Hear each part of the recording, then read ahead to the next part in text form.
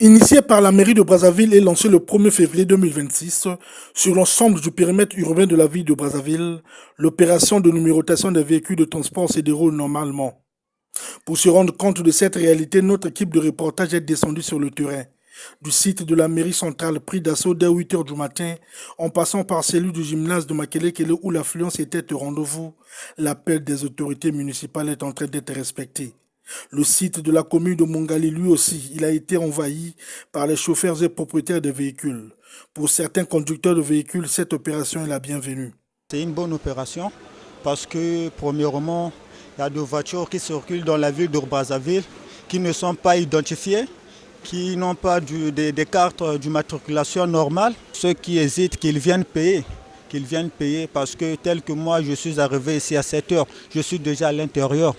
Donc il n'y a pas de miracle ici. Vous venez, vous allez faire la queue. Ils sont là pour nous les chauffeurs. En tout cas, vraiment, c'est une bonne initiative pour la mairie de s'engager, de prendre cette initiative, de faire payer les armoiries aux chauffeurs. Parce qu'avant, dans le transport, on constatait qu'il y avait vraiment beaucoup de désordre.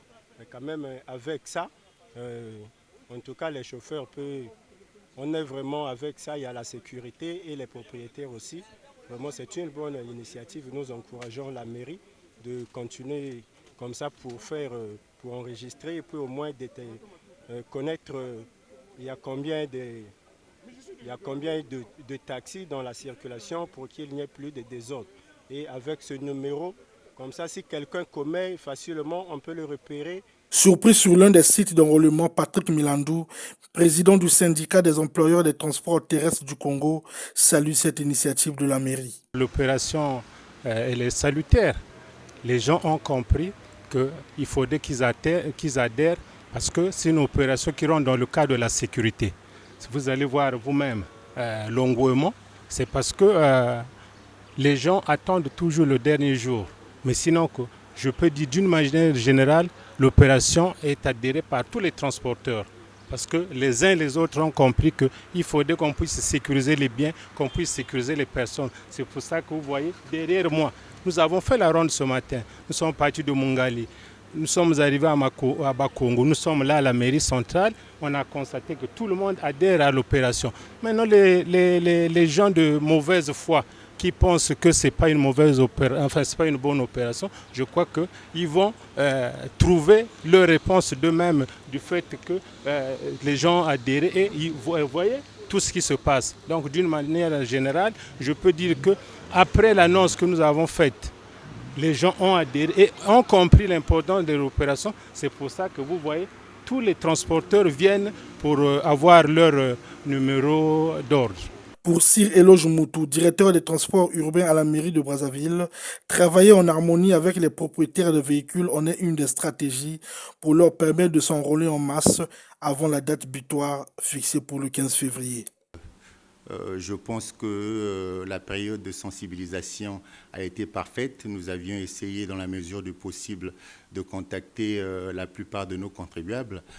Pour ce cas précis, donc les propriétaires de véhicules, parce qu'en fait, les frais de numérotation concernent les propriétaires des véhicules.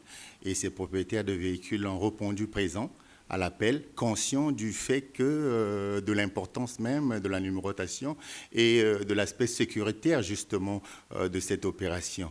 Bon, nous pensons que d'ici jusqu'à la date du 15, nous aurons de plus en plus de véhicules et puis on pourra à la limite boucler l'opération normalement. Vu que l'engouement est déjà là, nous l'avions tous constaté, il est même question qu'on ouvre d'autres sites pour essayer un peu de contenir le monde. Parce qu'aujourd'hui, par exemple, au site de Mongali, nous avions eu du monde. Au site du centre sportif, nous continuons à avoir des problèmes pour contenir le monde. C'est pareil qu'ici.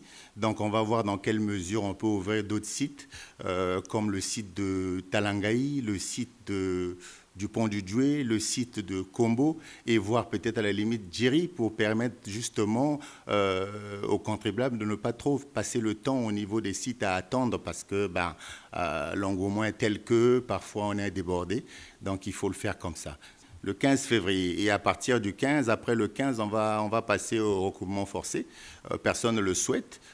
Donc l'idée pour nous, c'est de faire à ce que nous continuions de travailler en harmonie avec les propriétaires de taxis pour que justement des propriétaires de taxis, de transport de personnes, de transport de marchandises, afin que nous puissions avoir le maximum de personnes avant le 15. Vu l'importance de ce qu'on est en train de faire, c'est-à-dire la constitution de la base de données de tous nos acteurs qui sont dans le secteur du transport de personnes et des marchandises, bien sûr.